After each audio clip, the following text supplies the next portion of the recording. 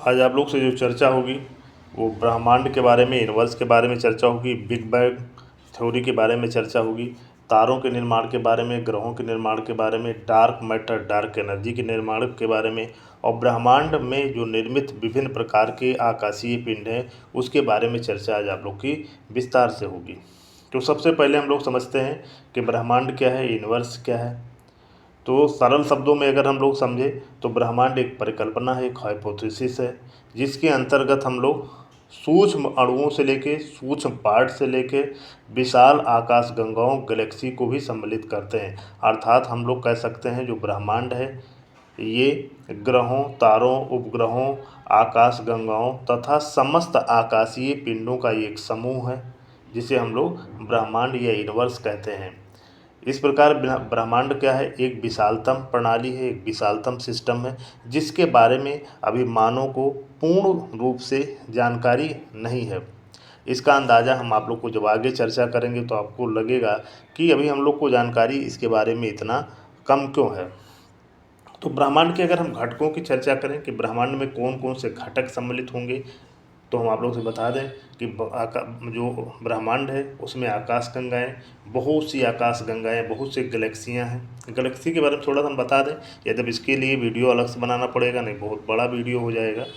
अंतरिक्ष में जो अरबों तारे, गैस, धूल या डार्क मैटर का एक जो समूह है जो गुरुत्वाकर्षण बल के साथ बंधा हुआ है, उसको हम लोग गैलेक्सी कहते हैं। कहा जाता है ब्रह्मांड में लगभग 200 अरब गैलेक्सी है, यानी 2 ट्रिलियन गैलेक्सी के आसपास पूरे ब्रह्मांड में है।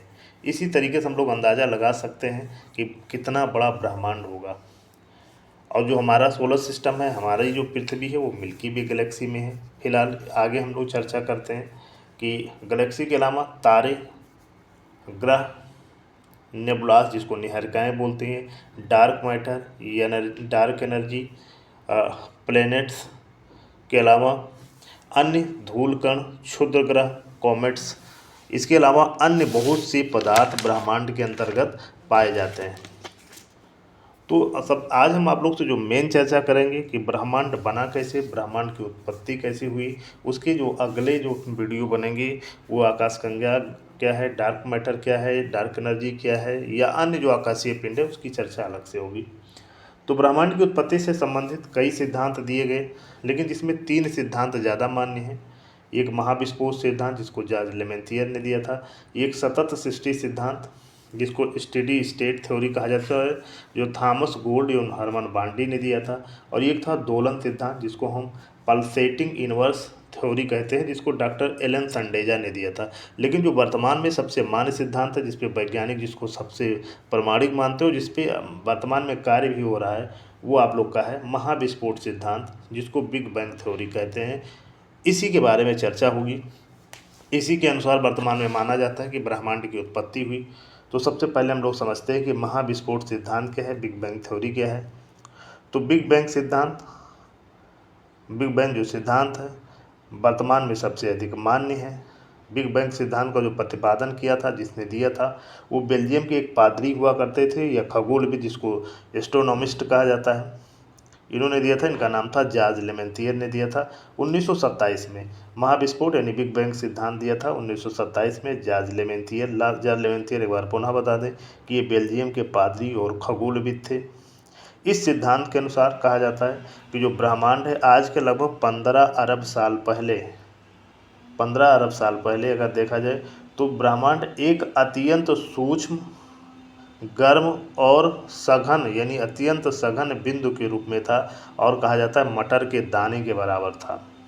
ऐसा माना जाता है, बिग बैंग सिद्धांत ऐसा मानता है कि 15 अरब साल पहले जो इतना बड़ा विशाल ब्रह्मांड है एक सूक्ष्म, गर्म तथा अधिक सघन बिंदु के रूप में था। स्टीफन हॉकिंस भी मानते हैं इस चीज़ को, जिसे समस्त ब्रह्मांड, जिसमें क्या था, जिसमें समस्त ब्रह्मांड के जो द्रव हैं, पदार्थ हैं तथा ऊर्जा समाहित थी। अब कहा जाता है कि लगभग 13.8 अरब साल पहले इसमें विस्फोट हो गया है। इस दाने, जो मटर के दाने के बराबर, ये हम लोग एक बिंदु के रूप में जो पदार्थ इकट्ठा थे उसमें विस्फोट हो गया, और अचानक विस्फोट हुआ, जिससे जिसे हम लोग ब्रह्मांड विस्फोट यानी जो कॉस्मिक एक्सप्लोनेशन कहा जाता है, यानी इसी को हम लोग बिग बैंग कहते हैं। इसके बाद से ही कहा जाता है जब ये विस्फोट हुआ इसके बाद से ही समय, स्थान और पदार्थ यानी जो मैटर और ऊर्जा ये सब बनी। यानी इससे पहले ना कोई समय था, ना कोई स्थान था, ना कोई पदार्थ था, ना कोई ऊर्जा, ना कोई एनर्जी थी। तो यानी बिग बैंग के बाद, महाविस्फोट सिद्धांत के बाद ही उनकी उत्पत्ति हुई। एक हम लोग अगर इसको थोड़ा सा क्रम वाइज समझें कि महाविस्फोट सिद्धांत कैसे हुआ और किस प्रकार की चीज़ों का निर्माण हुआ, तो थोड़ा सा हम आप लोग को बताते हैं। कहा जाता है कि आज के लगभग 13.8 अरब साल पहले ब्रह्मांड अत्यंत छोटा था, गर्म था, सघन बिंदु था, जिसे जॉर्ज लेमेंतियर के भाषा में प्राइमल एटम या कॉस्मिक ईयक कहा था।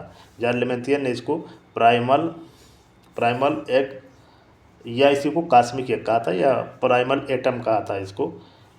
इसमें जो द्रव्य थे या ऊर्जा था या समय था या स्थान था, एक ही बिंदु पे संकुचित था। यानी इससे पहले ना कोई समय था, ना कोई ऊर्जा था, ना कोई स्थान था।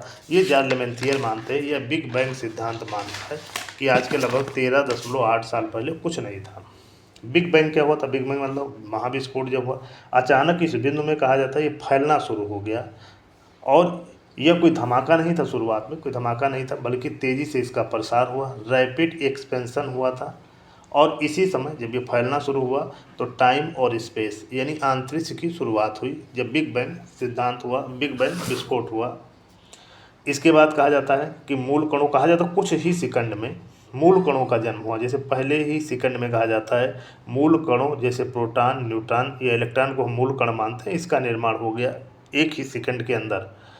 इस समय ब्रह्मांड अब भी अत्यंत गर्म था। और देखिए गर्मी का अंदाज़ा इसे लगा सकते, अरबों सेंटीग्रेड गर्म था और बहुत ही घना था। अभी कहा जाता है कि पहले 3 मिनट में क्या हुआ, हल्के तत्वों का निर्माण हुआ।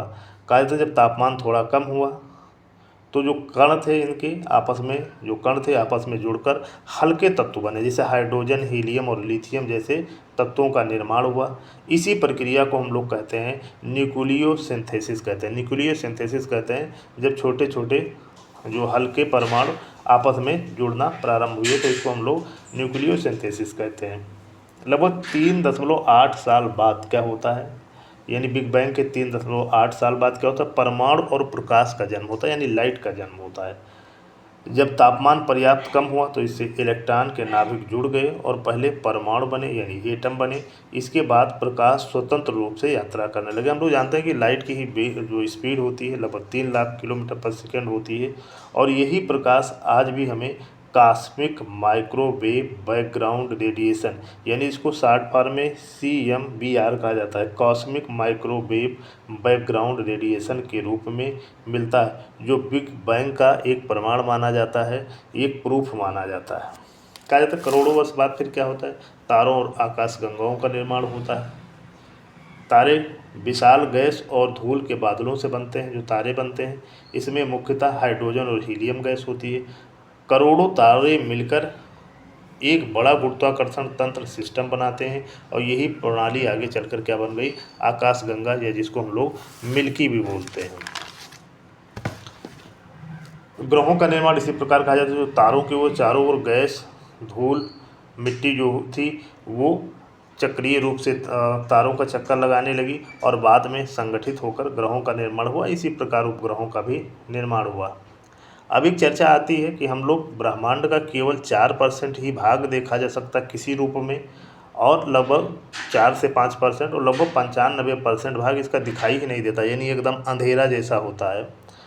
तो उसी को हम लोग डार्क मैटर या डार्क एनर्जी कहते हैं। जो इसके बारे में थोड़ी चर्चा कर लें।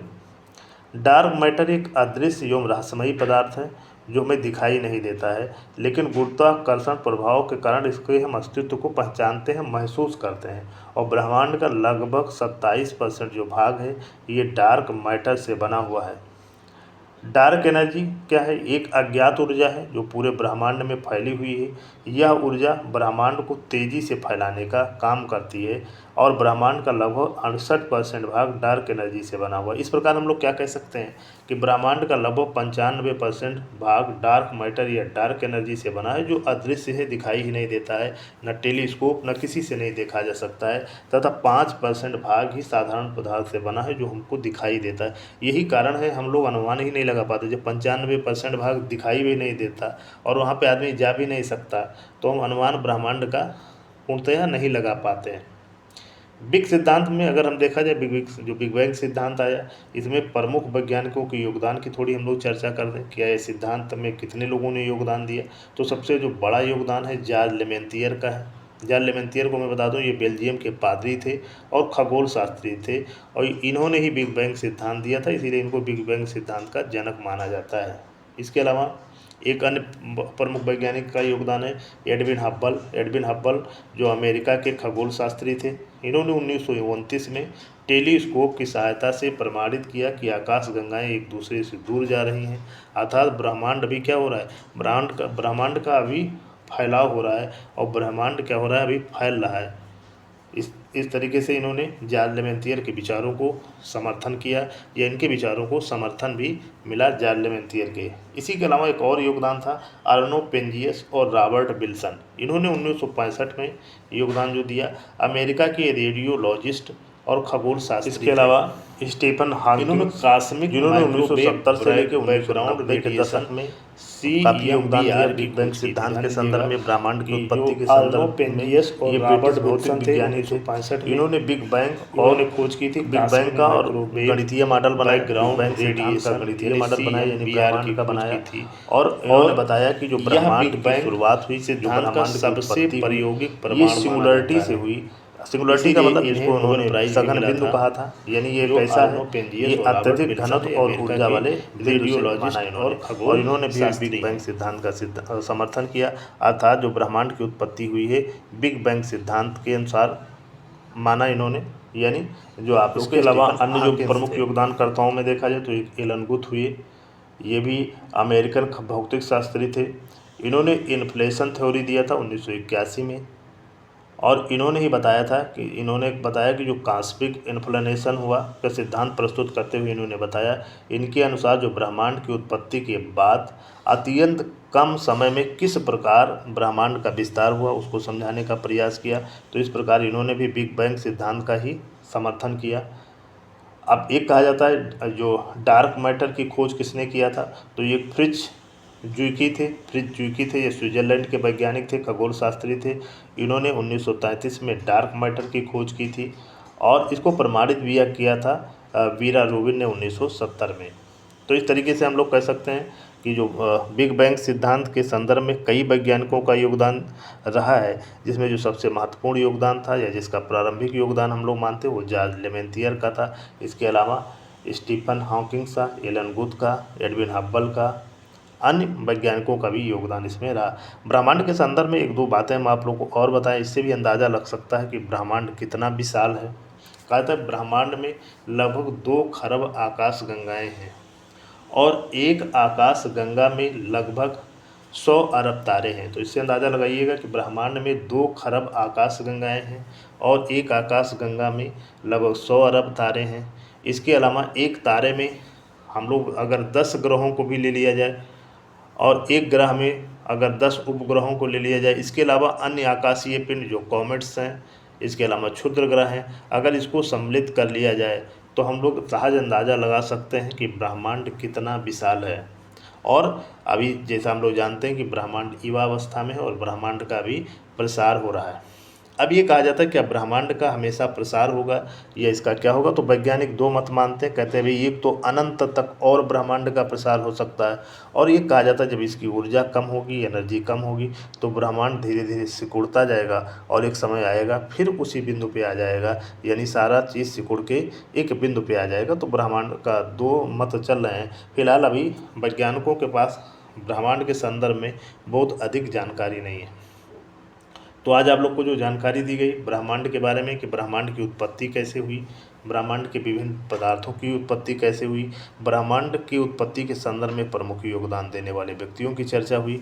जो अगले वीडियो में हम लोग चर्चा जो करेंगे स्टार्स के बारे में, सोलर सिस्टम के संदर्भ में, तो हमने आप लोग को वीडियो ऑलरेडी डाल दिया है, आप लोग देख सकते हैं प्लेलिस्ट में।